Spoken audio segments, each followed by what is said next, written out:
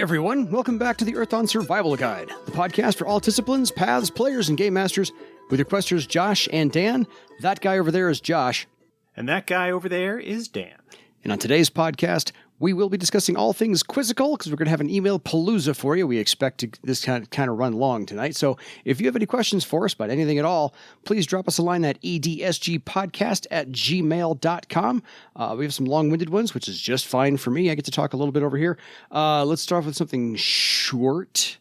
Hey, Josh, Dan, thank you for the excellent content.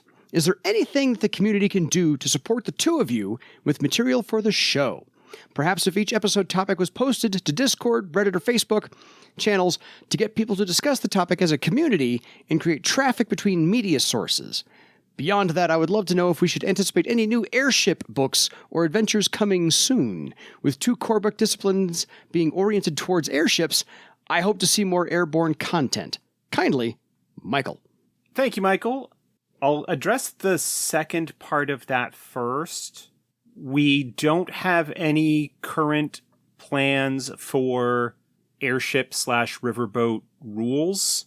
My issue with the airship rules as they have existed in the past is that they tend to take focus away from the player characters and not really give the group as a whole enough to do. Fair. To borrow the Shadowrun term, it's not quite the Decker problem. Yeah.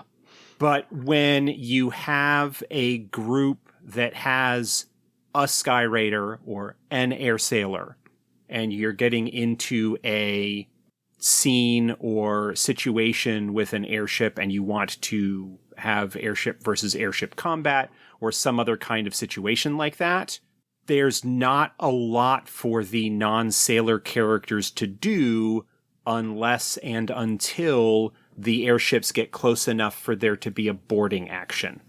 We've been focusing on other stuff and not really thinking about the best way to address that. I have some really, really vague, not particularly formed thoughts about a possible way to approach it, but no, there's nothing really currently in line. One of the Legends of Barsave adventures does briefly involve an airship. It's the one where you go over into the war zone and deal with the false men. You take an airship over there, but that doesn't really have the airship featuring significantly in any kind of capacity the way that, say, Terror in the Skies does. Yeah, fair. With regards to the first part of that, we are more than happy to entertain suggestions for topics to cover. Yeah. Emails can be helpful in that regard. We have, at this point, covered a lot of the larger topics. And I don't know, maybe there is some value in mentioning, hey, this is a topic that is going to be coming up that we're going to be recording in a couple of weeks. If people have thoughts or questions or whatever, either post them in this thread or send us an email or whatever. I think actually it might not be a bad idea to mention it now. We are working on an episode coming up here in a couple of weeks where we're going to be talking about the subject of player character death and different ways to approach that or handle that and various options and whatnot that you can have. So if you have thoughts or ideas or stories that you want to share along those lines, send us an email, edsgpodcast@gmail.com, or I will try and remember to post probably in the official Earth Dawn group on Facebook, because that seems to be a good place to get that kind of thing, or maybe as a subject in the FASA Discord. Maybe I'll open up a thread in there to talk about that. So that is a possible idea. I don't want to say that we're necessarily starting to run out of subjects. Fair. But a lot of the more obvious low-hanging fruit has kind of been grabbed, and outside of questions, we're not really revisiting it much at all. Yeah. But we've got setting books that we can still explore. We've got this player character death topic, other sort of more general advice ideas that pertain not just to Earth Dawn, but RPGs in general, but, approaching them from a specific Earth Dawn point of view. So that's where that is. Yeah, we're just mining a little deeper, getting what we can out of it. All right, on to Jennifer. Jennifer, I honestly think, except for people who've only written in with their initials, this is our first female email. I certainly can't think of anything off the top of my head. Gonna hazard a guess. Jennifer, you get 1,000 legend points just for emailing us. Be the first. And it took 100 and some odd episodes to get there. Hi, guys. Thank you for the podcast. I was listening to episode 48, and Dan mentioned that he had built a spreadsheet for NACs and their associated disciplines. Would you be so kind as to send that to me or post it somewhere where I can download it? Thank you for your time and the great info. Jen, GM Extraordinaire. Thank you, Jen. I have the spreadsheet, but it's basically I built off of Josh's spreadsheet, so he's actually got the thing somewhere. I think all I ever did was add on the ones from the Questers, maybe? No, I added on the circles higher and above from the companion for the NACs and things like that. You're talking about the 4th edition stuff? Yeah. Okay, I don't actually have a spreadsheet that I'm aware of for the NACs. Oh! I have a spreadsheet that shows what circle/tier the various talents are for each of the core 15 disciplines from the player's guide. Yeah. That's the one that I've got. I don't have anything put together for NACs. No, I don't think I have anything put together for NACs either. Maybe I misspoke or she misheard. I'm not entirely sure, but in my spare time with my free money, I'll see what I can do to build one. But I don't think I have anything for NACs. I may have misspoken. Sorry, Jen. Sorry. That would be a great resource. Absolutely. And as a matter of fact, when it becomes available, I suspect that kind of information will be part of the FASA/Earth Dawn Wiki when that finally goes live, hopefully a little bit later this year. We don't have a specific date. Things have been slow in that regard, but we're hoping that it is able to at least get sort of its early release thing online at some point. Fair. So in my spare time, I'll see what I can do to work on that one because I need another project like a hole in the head. Next from Jonathan. Hey guys, just listened to your episode on the 3rd and 4th circle shaman spells, which spawned from me 2 simple questions. Number 1, does Animal Companion count as allies to benefit from the 5th circle ritual regarding pack and binding spells? I would say no, because there's some other stuff that's in play there, and I don't remember off the top of my head exactly what it is. But that, for example, an animal companion is in a sense not able to give consent for things, in the same way that there is, certainly while they are valuable and they are intelligent in their own way, I don't think that is the intent. There's nothing that immediately comes to mind, but it feels like there are 1 or 2 cases where animal companions are excluded from being in part of something like that. And so I would say probably not. Fair enough. Question 2. How would you handle Repel Animal cast in front of a charging cavalryman? That's just it. Thank you guys for the show. Jonathan. So Repel Animal, while similar to Life Circle of 1, has one pretty notable difference. And that is that Repel Animal does not cause damage to the animal, it just directs them gently aside. That's the actual text from the spell. And so you could put it up in front of a charging cavalryman mount or a charging animal of any sort, and if successful, I would say that all it would do is deflect the animal away from the path that it is on, rather than halting them hard, or perhaps the thought here being, if I can get the animal to stop, then there's a chance that the rider might fall off. But it's pretty clear from the lack of damage that it causes, unlike Life Circle of 1, which does cause damage to undead or other entities that try to cross it. That the intention of Repel Animal is to just keep animals out of an area, not to harm or injure them in any way. So I would just have it redirect the charge of the animal.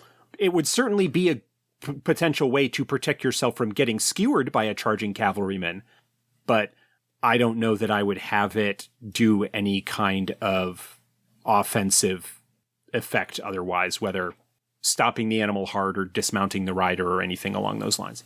Fair. Hello, good sirs. This is from Francois. Another question I have in mind, since I might try to start a game for my kids, it might help me. I always figured the kaers were magically sealed during the Scourge, but as we have seen with the Earth Dawn and other references, people were getting out to try to open other kaers. How did they do that? Let's suppose I have a new game with a closed kaer. People are just coming and knocking? Could they open the doors for 5 minutes? I am now on to episode 46. You talked in 45 about naming spirits. All right, let's handle the first one first. Sorry, there's a couple of questions on this one. So, generally speaking, kaers were magically sealed during the Scourge, or otherwise closed in some pretty significant way. You know, large, heavy stone door, typically with magical wards and protections on it to prevent it from being broken into or breached from the outside, stuff along those lines. People would be able to open the kaer from the inside, like that's kind of the point, is that eventually when you want to emerge, you need to be able to open the door so you can get back out. And yeah, I don't know, it's not in any 4th edition material, but in earlier material, there was actually a wizard spell called Kaer Knock. Oh, yeah. Or Kaer Knocking, where basically it was just a spell that you would cast on the door of a kaer, and it would interact with the wards and magical protections to indicate that somebody was at the door and, you know, looking to communicate. And then there was another spell that I don't recall off the top of my head that would allow, again, I think it was a wizard spell, to write on the outside of the door and the message would appear on the inside. Yeah. So that there could be some communication. So there were methods that were developed to allow people to communicate in that way. Yeah. I don't recall off the top of my head whether either of those spells is going to make an appearance in Deeper Secrets. They exist in prior editions. 1st edition. Guaranteed. Definitely 1st edition. Probably appeared in some variation in later books. Mm-hmm. Classic almost certainly has it in there. Yeah. I just don't remember the specifics, so it being something that exists within the setting is perfectly fine. I just don't know exactly what the mechanics or circle were off the top of my head. It was very high circle. It's like 8th, and it was very high circle. I don't know that it was very high. I think it was like a journeyman tier spell. Kaer Knocking had 4 threads, and Kaer Pictographs was the other spell that I was thinking of. Because of the way they're listed here, I don't know what circle they are. Oh, of course not.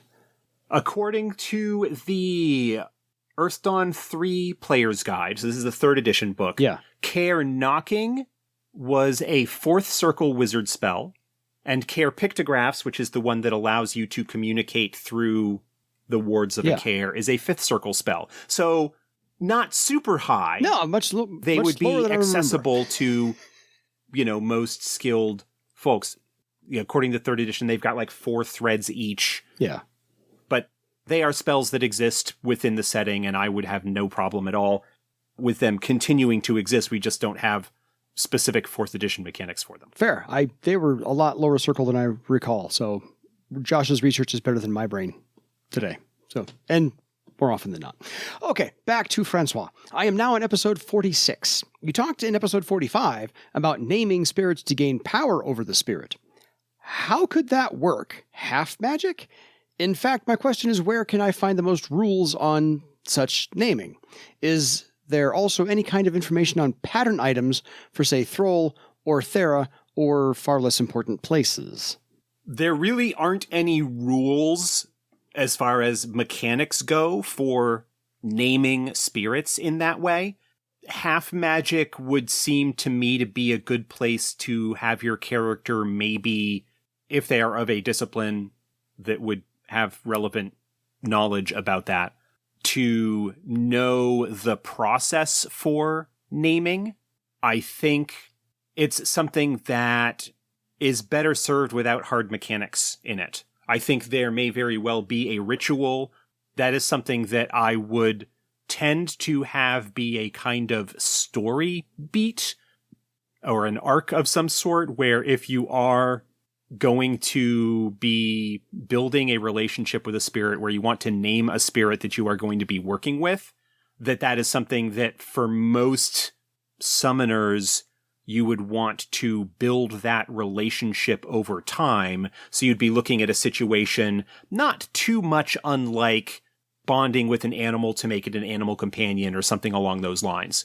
You want to have its attitude towards you be largely positive so that it is willing to undergo such a thing, because a spirit would know that being named like that does give the namer a certain amount of control over them, but they also know that it will make them more powerful and more difficult to control by other people.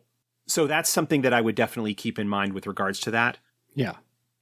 I am not crazy about the idea. In fact, in any game that I was running, I would not allow a summoner to just call up a spirit and name it, like to force a name upon a spirit like that. I don't think it would take. Fair. It doesn't strike me as something that should be easy to do. But I also don't think that there necessarily needs to be a mechanic or a test that the character would need to make in order to successfully do that task. With regards to pattern items of Throal, Thera, or other places, there really aren't any details of what they are. The whole idea of pattern items is to largely, although not exclusively, act as a kind of MacGuffin or story hook, where it is something mainly that people will be very interested in getting a hold of because of the potential power that it gives you over or in a particular location. For significant places like Throal or Thera, there are probably researchers and magicians that have done research and figured out what the likely pattern items are, and probably have those under a certain amount of protection. Certainly, if such an item were to fall into the hands of a player character for them to take advantage of that, there would be a lot of people very interested in taking it from them for their own ends or retrieving it so that that weakness to the location is no longer a problem. Yeah. Yeah. Plot hook, story idea, mild spoilers for first edition adventures. The dragon statue that shows up in Infected and crops up once or twice in other adventures is a pattern item for Icewing.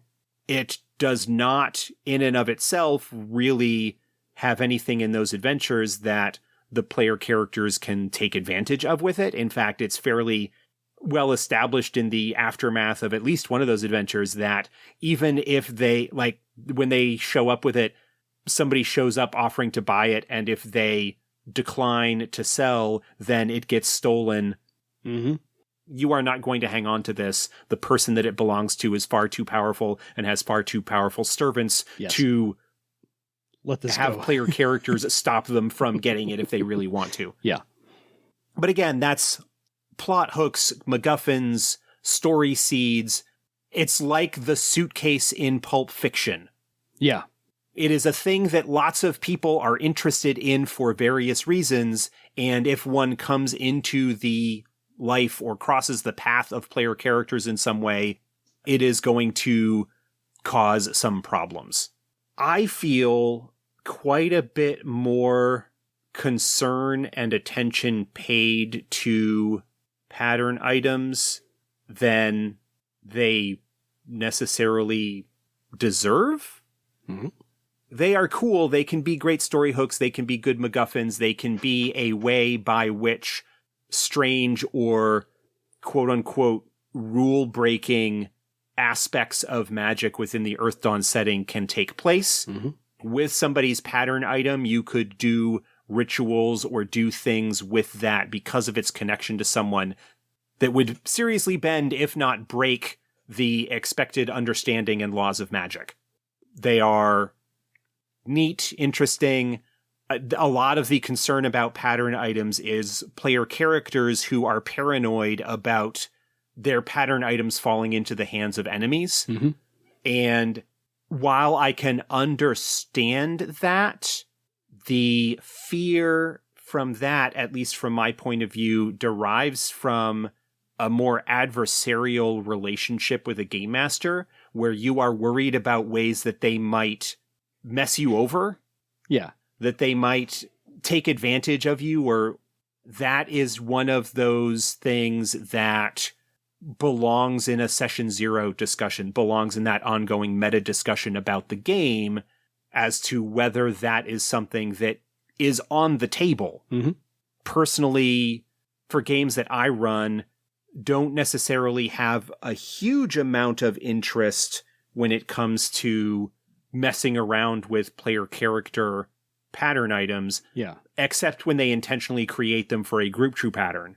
And then the only folks that would be really interested in them would be serious, powerful adversaries that they continue to cause problems for, rather than we kind of upset this wizard one time, so he's going to get super vengeful and try and like take our pattern items. Yeah. This is more along the lines of, we keep messing with the Denerastus plots, and we have done it often enough that they know who we are and are finally going to take action against us. And that is going to be like the focus of a storyline. Yeah. But again, something that you should probably have a discussion about in terms of the limits on that for your table. Yeah. Fair enough. Last question from Francois. Is it indiscreet to ask what are your day jobs you sometimes refer to? Thanks. Have a nice day and keep up the good work. Francois. It is not indiscreet. I'm happy to mention that. I work in the registration department for a local hospital, which mainly involves talking with patients on the phone, going over their basic info, making sure, because we're in the US, that we've got the correct insurance information, starting that whole process for any time when they're interacting with our part of the healthcare system, so that we try and minimize the difficulties for everybody concerned further down the line. Having incorrect insurance info means that people get bills when they're not supposed to. It means that potentially surgeries get delayed. Mm-hmm. There's all kinds of like rough stuff that can happen if we don't have that correct info up front. And we need to like make sure that it is always up to date. Yeah, fair enough. So that's what I do. No. That is my day job. Fair. I also train our new hires to do that. Yes. Been in this current position for about 7 years now. And I'm one of the senior folks in the office. And so I actually spend these days more time training new hires to do the job than actually doing the job myself, which is fine. I like training. I'm good at it. Yeah. Same thing. This is my 4th different job I've had doing this podcast because COVID laid me off like 3 times. But normally speaking, I work in call centers, not Josh's, but my own call centers. And I do a lot of scheduling and forecasting of call volume. So that's bare bones all you need to know. And I currently do it for a hospital. Not the same hospital as Josh, but I currently do it for a hospital. Okay, let's see here. Here we go. This one's from Jay. Johan. Thanks to both of you for a great show. I found you because I was looking for a group to play tabletop RPGs with. I have very little experience, but found myself in a new place with extra time on my hands. Okay, what is that like? What's that like? The game I found was one I had not heard of before. I had limited play experience with D&D and Pathfinder. Can we say that on the show? Haha. But Earth Dawn was the game that I found, and I am hooked. One of us. Then I went to Spotify and found you guys. I have listened to over 100 episodes and still over a year and a half behind you guys. I will catch up. Yeah, they go a lot faster when you just like power binge those. Yeah. We just finished our 5th session and we just made second circle. I play a Windling Archer that goes by Q. Well, enough about me. I do have a question. In episode 99, about the messenger path, you said that it was obsidian-based, and they make the bulk of the members of this group. You also said that many times that messengers are not allowed to have strong ties, but must maintain neutrality. How can they not have any strong ties when they all belong to Life Rocks and the brotherhood that comes from that? Thanks so much. I know one day I will hear the answer to this question. Until then, grow the legend, as we say here in Austin. Two things. The messenger path is kind of an outgrowth / revision of the previous version of messenger, which was largely obsidian. Yeah. There is some stuff in early Earthdawn material where obsidian messengers are often hired to deliver messages or small packages and so forth between population centers because they are very reliable when they take on a task like that. They complete it. Windlings are often used as messengers within a city because they are quick and can go up over buildings and don't necessarily need to follow the street paths. Yeah. And there was, I think it was in 3rd edition, they developed a messenger discipline Yes. based on the obsidian messenger that had sort of existed within the setting lore previously. That rings a bell. When mainly when Morgan developed the messenger path for 4th edition for Mystic Paths, there was some rework done on that to have it be a kind of organization within Bar Save, secret society, that kind of thing. And so, yes, obsidian may still be a significant portion of that organization, but certainly not exclusively.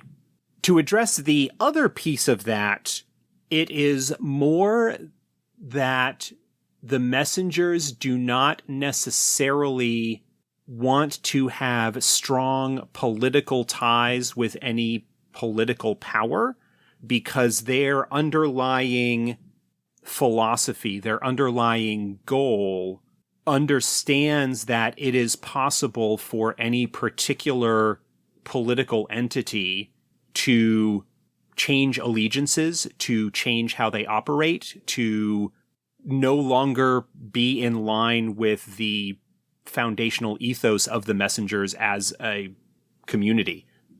While there may be times that the goals of, say, Throal may align with the messengers or the Life Rock Rebellion or any number of other political powers or organizations where their goals and objectives fall in line with the messengers, if those no longer match, the messengers are going to give precedence to their ethos and their quest, for lack of a better term, than they are to any individual power.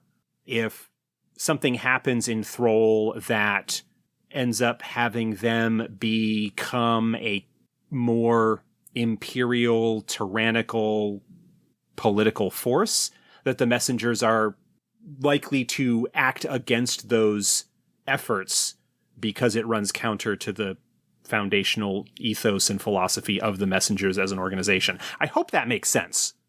In a roundabout way, but yeah. Yeah. The Obsidian will have strong connections to their Life Rocks. The Obsidian members of the messengers will have that strong connection.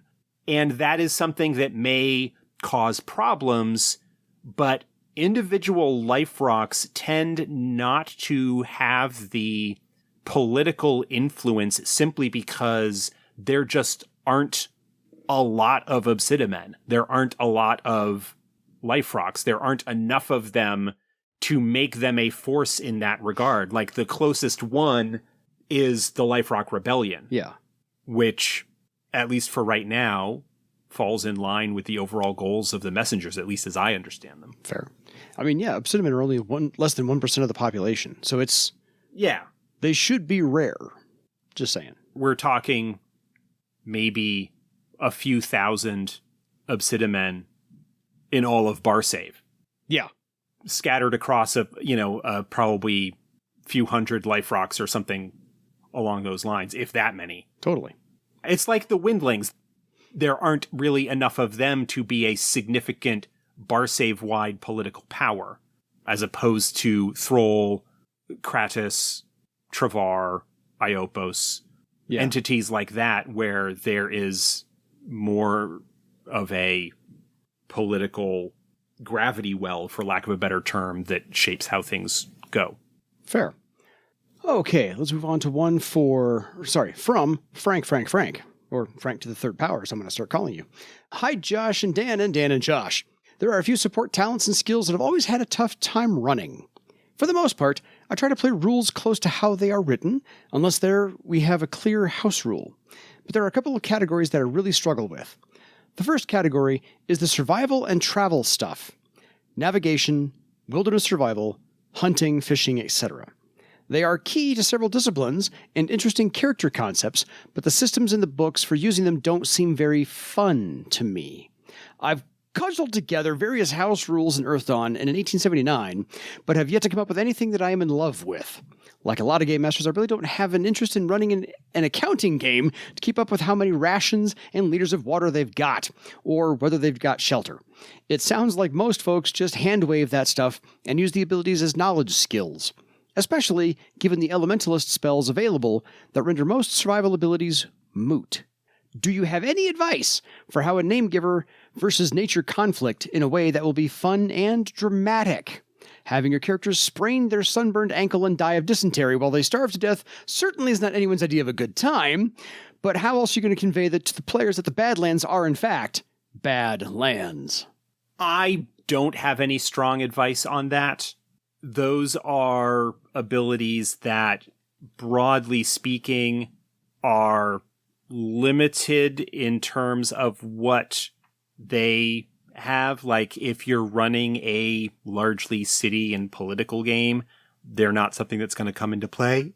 But to go back to the discussions that we had about the various disciplines and how, in one sense, the disciplines that the players choose for their characters tell you what sort of game you want to play, or they want to play, the kind of challenges perhaps that they want to face, that if you do end up with a group that is more wilderness survival oriented, then you might just need to bite the bullet to a certain extent and deal with the bookkeeping that goes along with that sort of thing. One of the things that you can do, though, is take advantage of your players. Lean on them to keep track of that sort of thing, rather than require you to have all of it. That does end up being a little bit more of an accounting game. Yeah. The other possibility is that you could perhaps, and this I don't think would necessarily work for wilderness survival, but perhaps with navigation or similar things like that, if you want to come up with some quote-unquote random encounters, yeah, that you could have the result of the navigation test or whatever it is that they're using to get from point A to point B be the randomizer that determines what they come across in the course of their travels. And you don't necessarily need to have it be, okay, one test per day. But if you can come up with some interesting encounters, whether those are encountering wild animals or strange ruins or other odd phenomena out in the wild or an isolated village, you can perhaps use the results of those tests to have additional stuff happen to them. Having the quote-unquote better results be higher up on the table in a way so that the higher results on those tests get them better things. Yeah. But it could be also that you could have wilderness survival, particularly if they are looking for shelter, be a similar situation. Yeah. If a group is going to be going into the Badlands, if a group is going to be venturing into the Poison Forest, if the group is going to be entering an area where the environment is going to be a lot more dangerous, then I think it's worthwhile to, even if only for that particular story arc or adventure, to have those challenges and obstacles be part of the story. Agreed. Yeah, it could be that the group's elementalist has spells that are going to make many of those concerns not as significant. But if that's the case, then great. Yeah, then it's solved. I look at things like that where it's, okay, now it's time to do that kind of accounting, like bathroom scenes in movies. No one ever goes to the bathroom in a movie until it's part of the story. Yeah. Until it needs to be part of the story. It's like, you watch the spy movie True Lies with Arnold Schwarzenegger. There's a bathroom scene in there because he specifically makes that a point to go to the bathroom and be attacked by the bad guys. He confines that space there. So until you need to go to the Badlands, until you need to do the accounting of the water and the food and the shelter, don't worry about it. When you need to get to that point, though, then it's time for the characters to actually do the resource management to play it accordingly.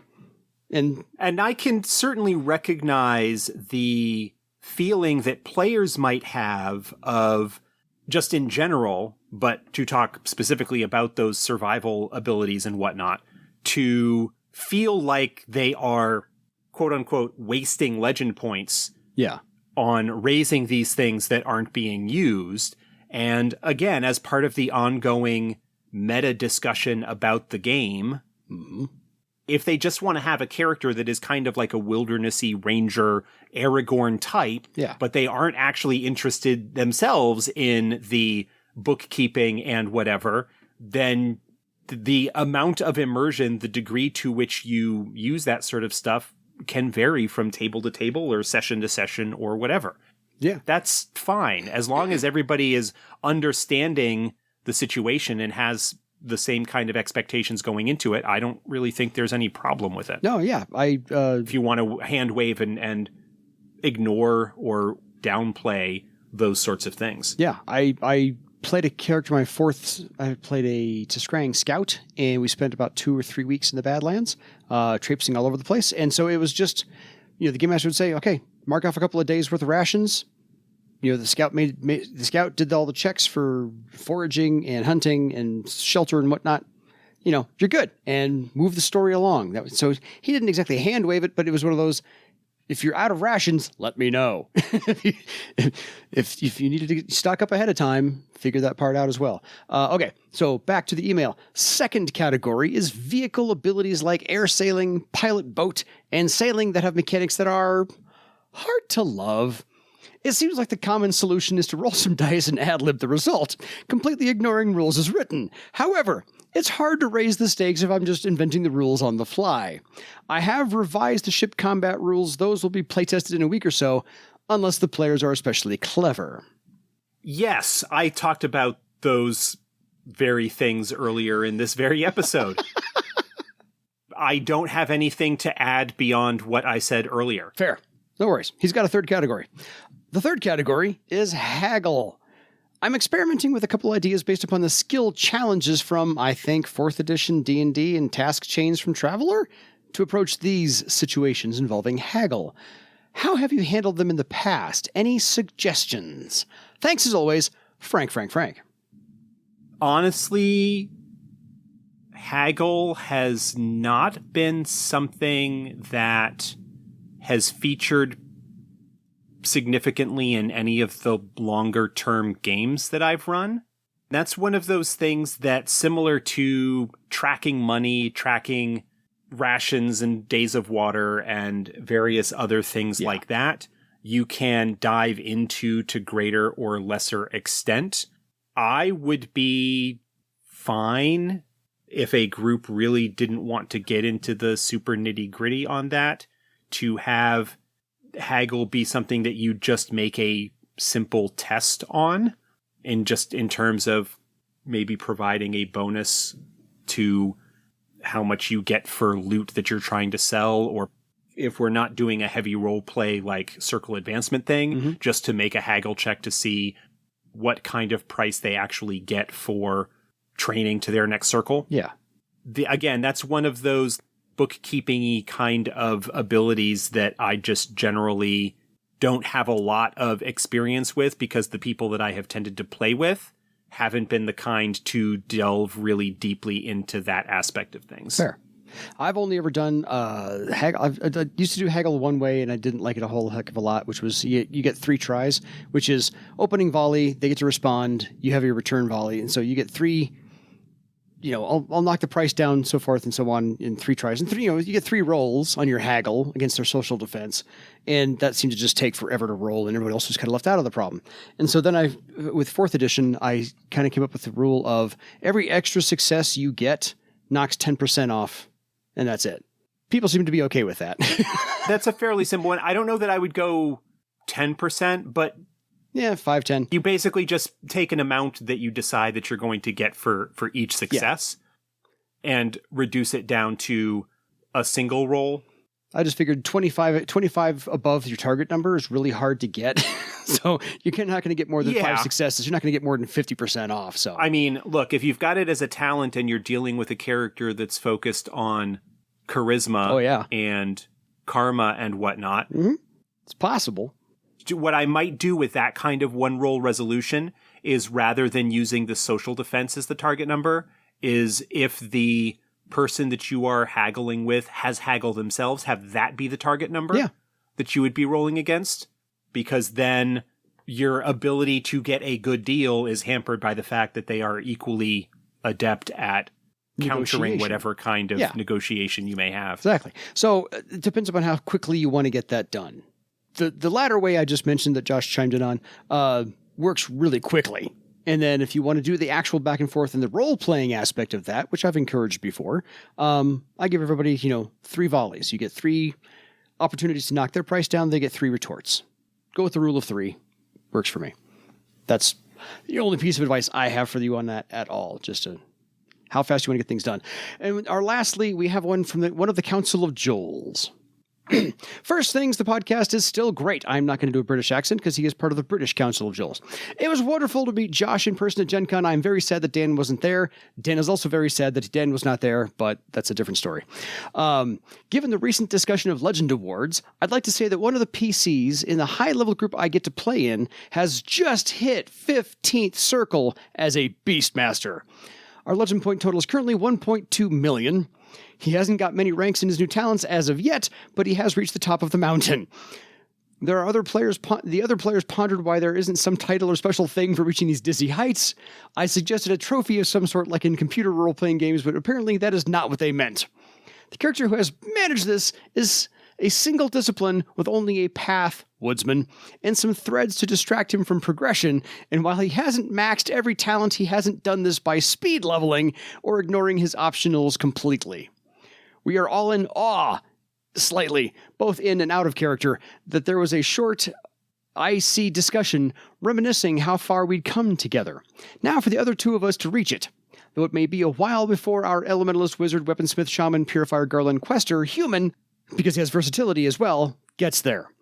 Technically, we've been playing the game for about 23 years, but most of that is a 20-ish year hiatus, so not sure it counts in full. We were just hitting master tiers before the break and then converted to 4th edition. Enough, hey, look at us, we're awesome. What advice would you give to returning groups wanting to convert to 4th edition? We went with eyeballing where we were and worked out how many legend points we needed to look right.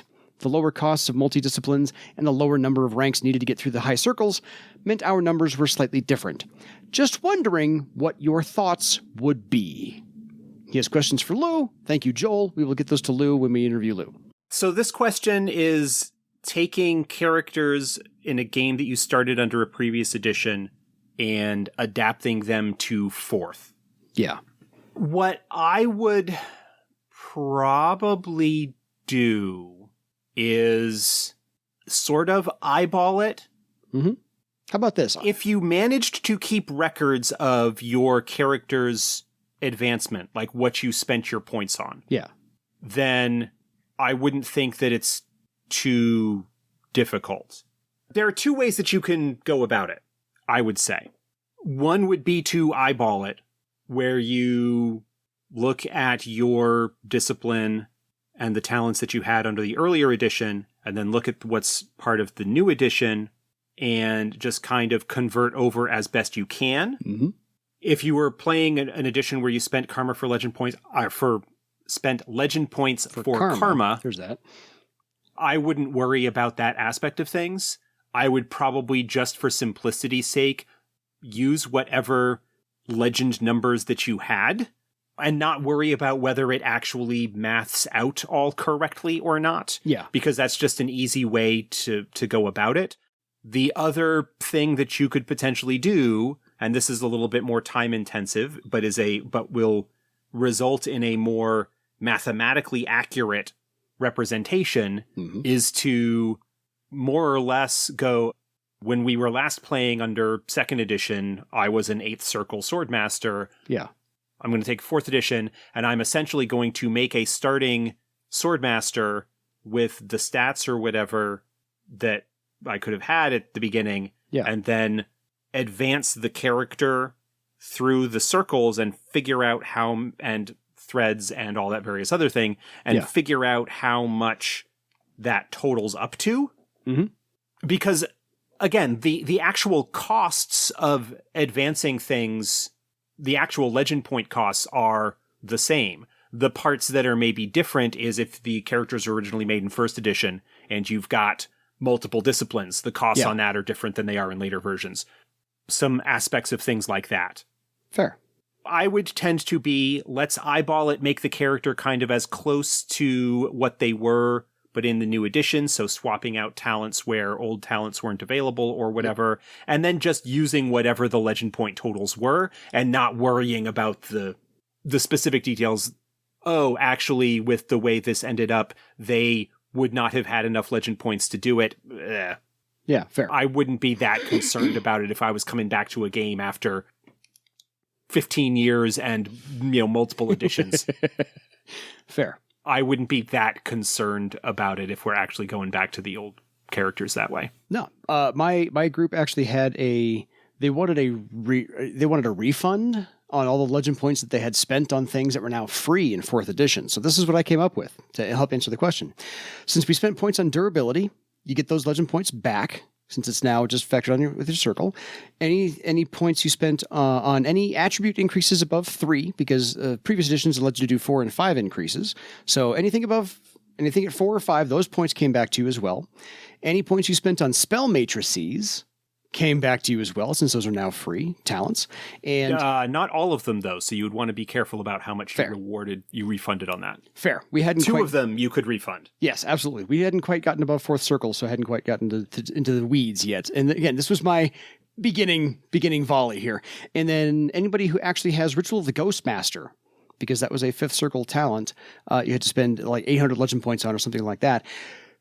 To get there, those points came back to you as well. So that was at least a starting space for points.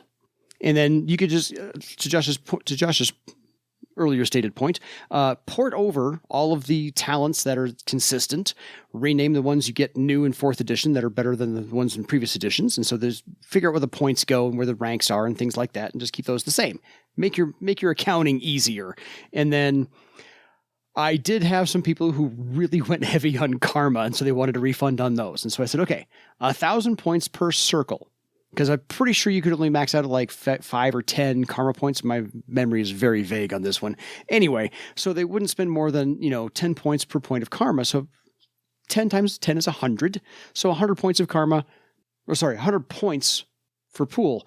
So I said, okay, 1,000 points, whatever. I'll be benevolent.